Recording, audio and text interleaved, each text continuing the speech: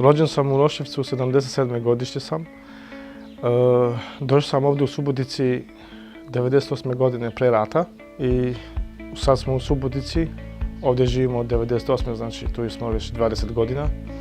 Tako da sad imam 7 dece.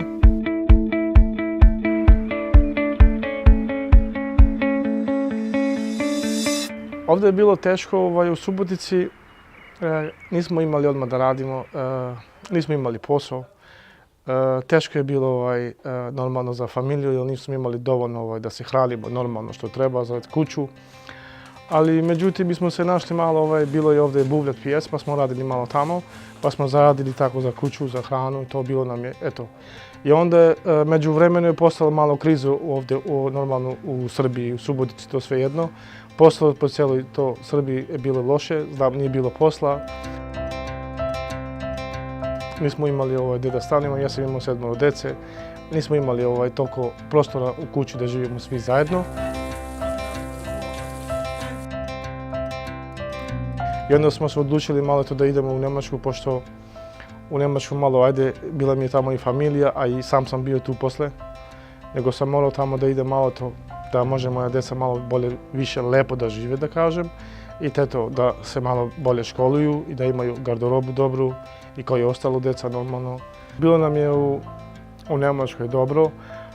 Primali smo taj socijalni pomoć što nam daju i s tim smo se mi malo, za život smo imali i djeca su se malo školovali, ali kad se vratim nazad, u mojoj zemlji je opet drugačije. Zašto je drugačije? Zato što je ovdje moj narod. Ja sam se normalno vratio dobrovoljno, zato što nemam zašto da se da budem, kako da kažem, nešto negativno nego pozitivno, sam normalno što sam se vratio u svoju zemlju.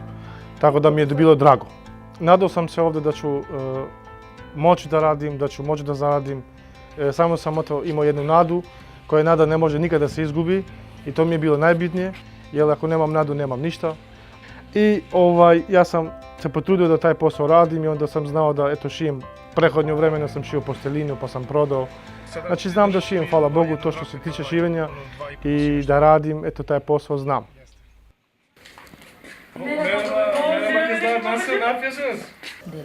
Mama, prijetno svima.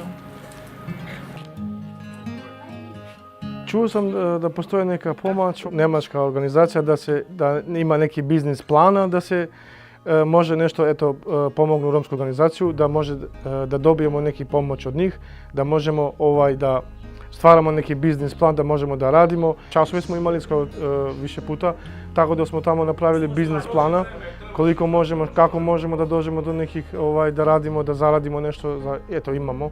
Ali dobro smo prošli, hvala Bogu, sve je to bilo super i dali su nam ljudi tamo koji su nam pomogli ideje kako možemo, iako nismo znali, oni su nam tamo pomogli kako možemo, šta možemo i da uspijemo nama, da nam može malo pomoći malo bolje. Kad je prošao biznis plana, prošlo neko vreme pa meni su zvali i rekli su mi da sam ja dobio mašinu za šine, da mogu ja, familija mi se usrećila, hvala Bogu, žena, deca, ja, da možemo da zaradimo malo više za porodicu, da imamo. Imam šansu za nov početak, zahvaljujući opremi koju sam dobio od njemačke vlade, tako da proširim svoj biznis, da povećam proizvodnju i ostvarim neke od svojih planova. Hvala Grandu, hvala njemačkoj državi, hvala državoj Srbiji, hvala lepo svima. Sad mi je mnogo lakše, bolje mi je, sad sam u svojoj zemlji, živim lepše. Ja i žena i djeca su svi srećni. Hvala Bogu, ovdje smo u našoj zemlji, imamo svoju kuću, živimo normalan život, lepo nam je sada. I sad smo zadovoljni, ovdje je dobro, hvala lepo.